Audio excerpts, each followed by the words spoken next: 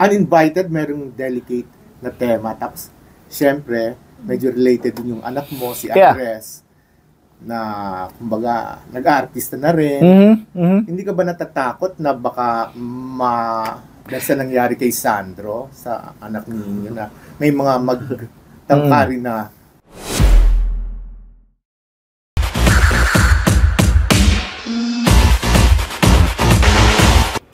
It's our last episode ngayong anniversary month natin dito sa Troy Katok! nagsasabing Katok mga testers! Katapusan na ng buwan. Natapos na tayo ng November at ang dami-daming nangyayari. Isang araw. Ay, grabe, no? Pero ito babala natin sa mga mga government officials na nasa industriya natin, mga artista din. ang dami. Ang daming tatakbo next year. Sana lang maging transparent kasi yung iba, nauhuli natin na yung mga personal nilang mga purchases, pinapaliquidate sa office.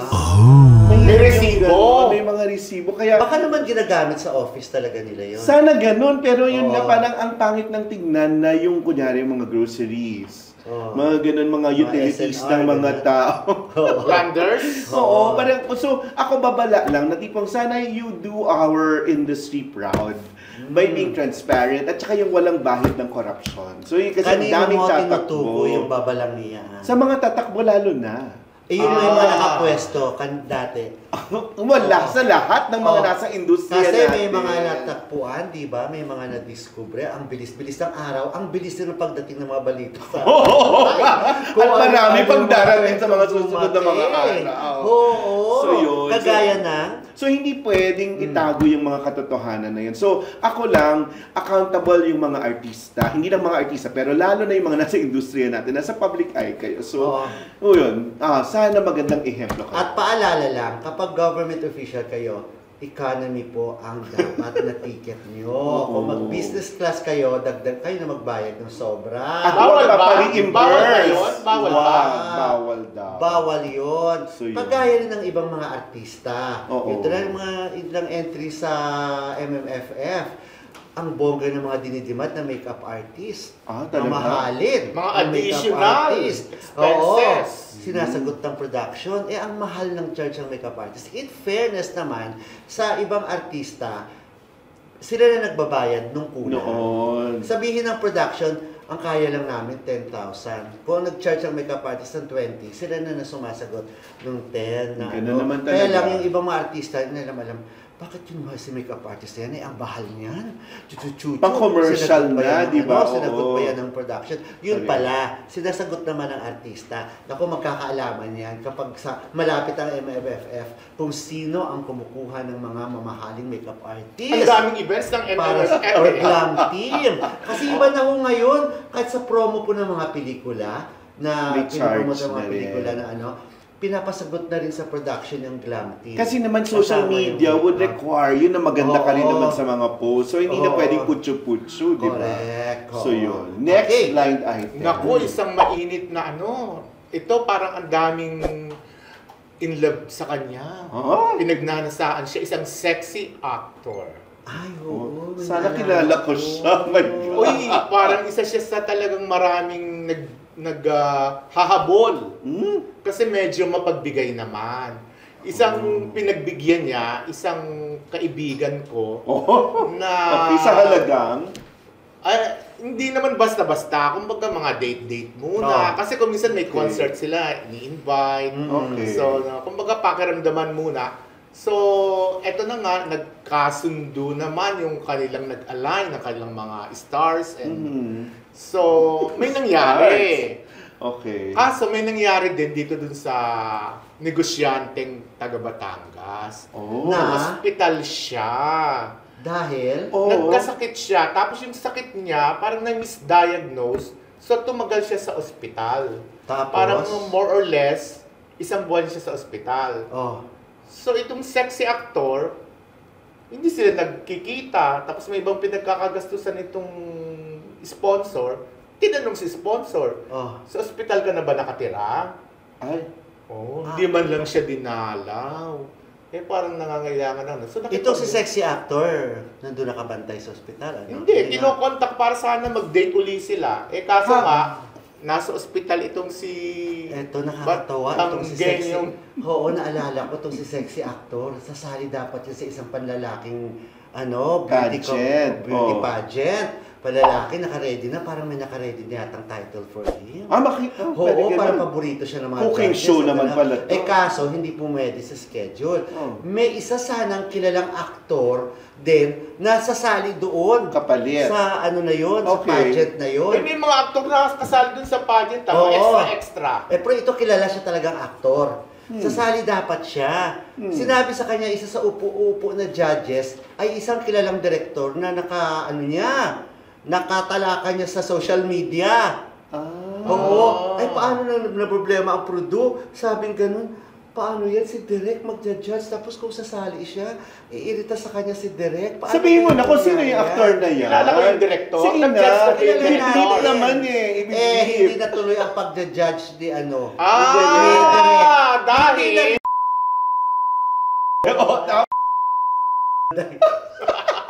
Sasali dapat. Sa estado na ngayon, sasali pa rin siya sa mga ganyan. May nagano sa kanya na gusto niya sumali. Para gusto niya may ingay pa uli yung kanyang career na sumali sa ganyan. Pero hindi ba dapat sa Mr. Gay, universe na rin siya sasali? Ay, ibang kwento. Ibang kwento. Tayo. Okay.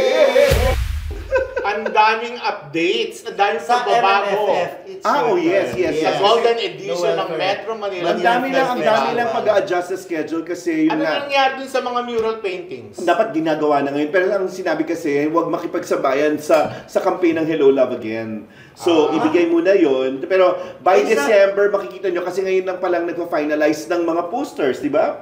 Pabanggahan sila ng final form ng poster. So, makikita natin buong EDSA at buong bansa daw, yan, may mga tarpaulin ng mga MMFF posters. Pero yan na, December 6 yung magiging MediaCon, segue to a grand Christmas party ng lahat ng mga entries. So, tapos doon, yung parada dapat na December 15, yung mga tao ay required pumunta ng Malacanang grounds kasi merong isang pa-concert doon. Kasi susuportahan daw ni Madam. Si First Lady kasi nandun sa launch, di ba? Oo, sa Manila involved siya ngayon sa City Hall. Kasi 50th. Tapos noon, ang parada na tuloy na dapat nung sa 15. Doon muna sa Malacanang. Okay. Nag-commit kaya ang mga bida? Tingnan natin. Alam na ba? Kasi feeling ko si Ate V lang talaga doon ang chubby. Hindi naman siguro. Di ba? So, tingnan natin kung sino sa mga bida or yung mga stars ng mga pelikula. Kasi last year, di ba, yun yung MMFF Auditorium sa new MMDA building, doon nagsama-sama. At nagpunta lahat. Kasi, well, it's neutral ground. Tingnan natin ngayon sa Malacanang kung sino pupunta. Tapos yung mismong date yun, December 15 nga, Malacanang na. So yung parada na urong to the 21st sa City of Manila. So, yun ang mangyayari. Pasensya na, Sir Noel, hindi ako makamupon sa Malacanang. Naalala ko na naman. Si Vice ganda kaya pupunta siya. Alam naman na tingnan natin. So, abangan din natin yan. So, Malacanang event on the 15th, 21st yung parada. Tapos yung 27th, tapos sinasabi nila awards night, dapat sa Metropolitan Theater kasi yun daw doon nag-start yung Metropolitan Theater.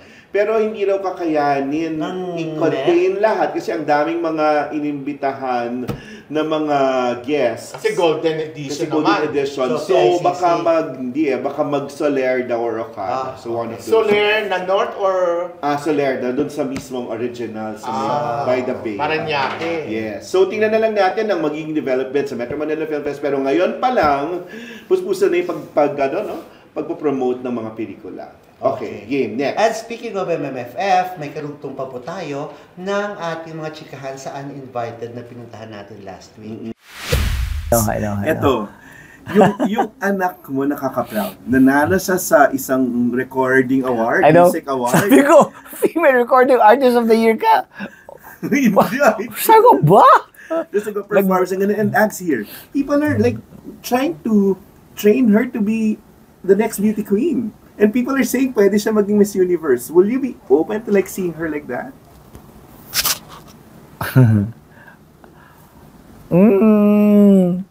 Parang Parang hindi ko nakikita. Talaga? I don't, but no, but it's really, Ganun, yeah, no, diba? it's really up to them. It's really up to her. It's up to her mom. But parang wala Never naman. man narinig. Yung mga nasa pageant Wala. circle, Hindi. sinasabi, she can be trained to be one. Well, ikaw, papayagan mo yan ba if ever? Ay, hindi naman ako nagbabawal sa kanila. Galing. Kumbaga, pinalaki ko na sila, alam na nila yung gagawin nila. Alam na nila ang tama at mali. At kung magkakamali sila sa mga galaw nila in the years to come, kailangan nila yung mga pagkakamali na yun para matuto. Uninvited, merong delicate na tema. Tapos, syempre, medyo related din yung anak mo, si Andres, na, kumbaga, nag-artista na rin. Hindi ka ba natatakot na baka dahil sa nangyari kay Sandro, sa anak ninyo, na may mga magtangkari na...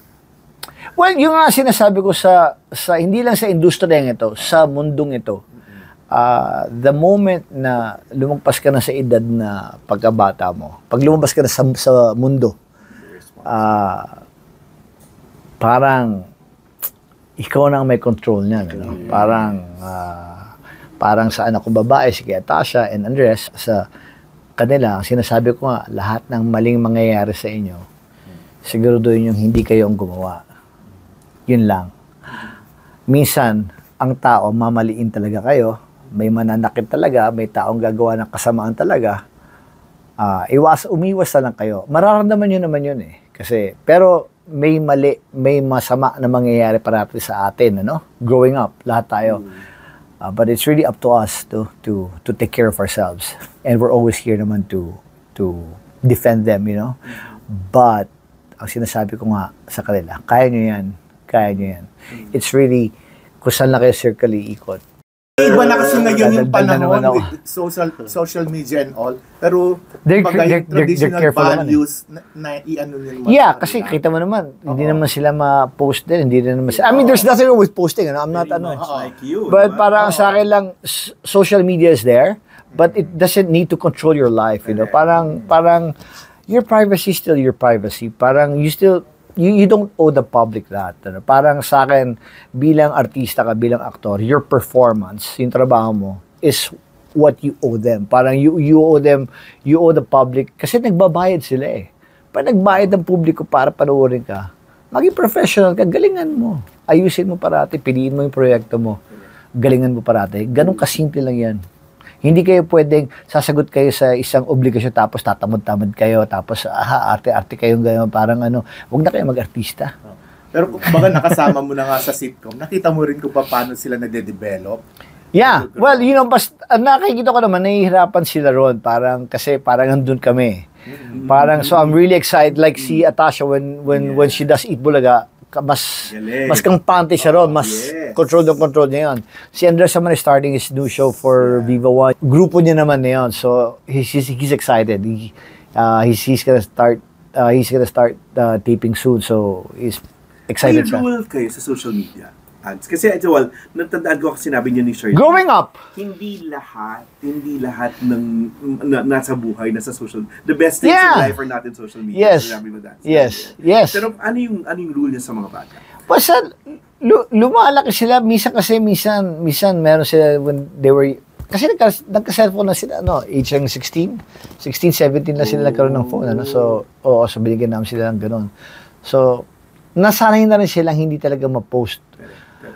Hindi naman kami yung parating nagsasabi. Kasi growing up, kumbaga, I think, na ihulma naman namin sila ng parang gano'n na eto. Ngayon, kung ano sila ngayon, mundo naman na maguhulma sa kanila. Pero medyo handa naman sila. Ano mga bagong natututunan mo from them naman? Yung normal yung tatay na nagtuturo sa mga anak, no? Pero what have you learned from them na bago? Nasa Biblia nga yan, di ba? Be childlike, sa buhay. Kasi sila minsan yung thinking nila is, minsan tayo pag may edad ka na, o marami ka ng karanasan sa buhay, marami ka ng fear. Yeah. Parang hindi ko na kayang gawin yan, ganyan. Ang bata kasi, nung bata tayo, di ba? Sugod tayo ng sugod eh. Yes. So, dapat ganun pa rin. Galing. Sige lang, galaw ka lang, gawa ka lang ng gawa. Huwag kang matakot mag-stumble o magkamali o ganun. Huwag ka lang gagawa ng masama. Susunod nating episode, December. So, paghahandaan natin ng mga regalo natin sila. First of December, may pupuntahan ako, may magaling event. Ang daming events sa Sa December. Singapore. Ha? Singapore. Diba? Taray, no? Singapore. Very floor contemplation ka Oo, doon. Singapore, diba? Okay. Asian TV Forum. Ah. Ilo-launch doon ang series na Drug War ng Rain Entertainment. So, yan, tututukan ko yan. Starring? Ian Veneracion. Okay. Kaya magkita-kita tayo next week dito lang sa Troy Katok! Nagsasabing, Katok mga